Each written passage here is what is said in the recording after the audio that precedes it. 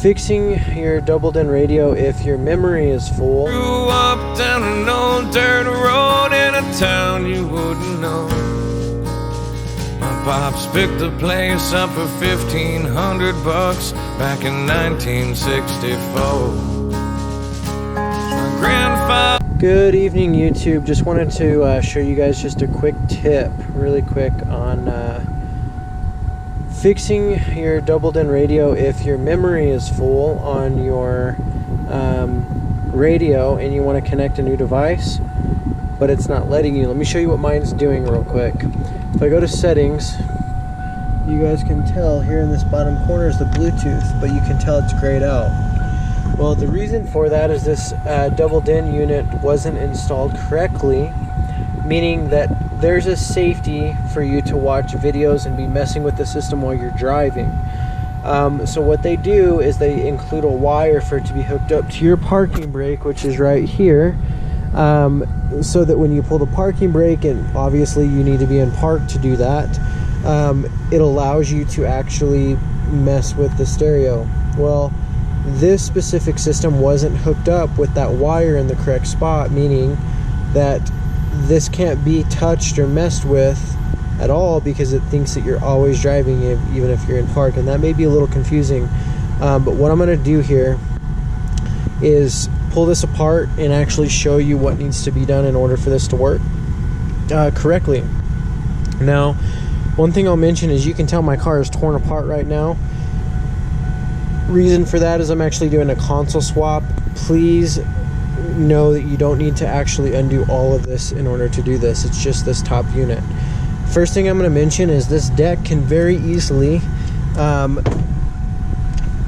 this top piece can very easily be messed up if it's not removed correctly. What I'm going to show you is if you look up in this vent here, it's going to be a little difficult to see, and I don't know if you're going to be able to pick it up or not on the camera, but if you look right through the center, you're going to see a little plastic piece that's up in there. I wish I could point to it, but I don't have three hands. But you're going to need, that plastic piece needs to gently be pushed down in order for you to pull this head unit out. Can't do this right now without three hands, so I'm going to set the camera down for just a second. Once we get this removed, I'll kind of show you guys what I did. Give me just a second. So I've got this pulled out at the top. I'm holding it. Usually there's tabs on both sides.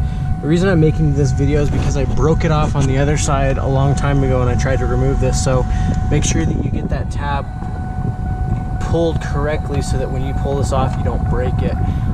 I know it's difficult to understand what I'm talking about here, but if you turn your vent all the way down, look up in there with your flashlight and a screwdriver, you'll be able to see the tab that I'm talking about. It needs to be pushed straight down, and then you'll be able to just pull this face unit off straight out, just like that. So that's what you need to do first. Now, once this is removed, you're gonna have to pull your deck out. I have tons of modifications done in here, so it's gonna look a lot different than yours. Once I get to the actual deck removal, I'm gonna show you guys what I'm talking about here. Alright guys, so I've got the stereo pulled out here, which is fairly simple to do if it's been hooked up properly. Just a few harnesses on the back. This is for your antenna, this one is for your microphone, this one's for all of your power speakers, so on and so forth. So you can just unplug those so you can set the radio to the side for a second. Now my particular model of Pioneer is the AVH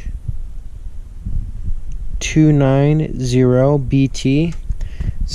A lot of these Pioneers are wired the exact same way. What you're gonna look for is a wire that's labeled parking brake, or mine in this instance happens to be light green, which is in the dash. You want to kind of unplug that wire. This is the one that you're going to want to hook up to your parking brake, or if you really wanted to bypass this, you can just ground it out. What I'm going to end up doing is splicing this wire. I'll put a wire connector on it, and I'm going to actually ground it to the radio, and I'll show you guys what that looks like here in just a second. So the first thing you want to do is strip your wire, get a good metal connector. The one I'm going to use is this small blue one here. and then I'm going to take a screw out of the top of the radio and actually ground this out. So I'll show you guys what that looks like when that's been completed. Alright, so as you can see, I've taken this green wire, which says basically the parking brake wire. You can see that here. It may be a different color on yours, but more than likely a lot of times it's going to be the same color.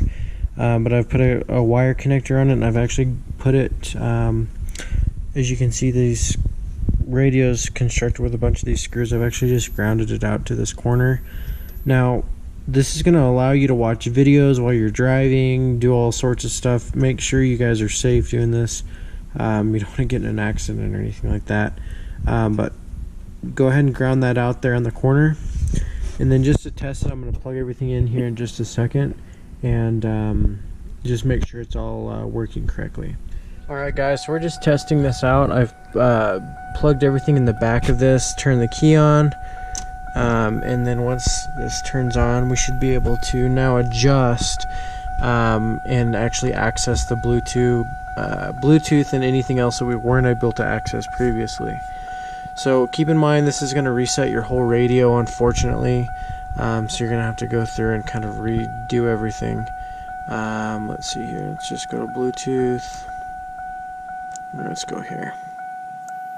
Alright, so you can see now that the Bluetooth option is indeed lit up here. So you can go through and change all of your options, which is really nice. You guys will be able to do this whether you're driving, parked, so on and so forth. So I recommend to hook it up this way, just so you don't have to mess with the parking brake all the time, or maybe, you know, if you had a passenger that wanted to play with the radio while you're driving, you can still do it that way. So guys, if you have any comments, questions, whatever it might be, please leave them below. I'll answer all the ones that I possibly can. Thanks so much for watching, and I hope you guys have a great day.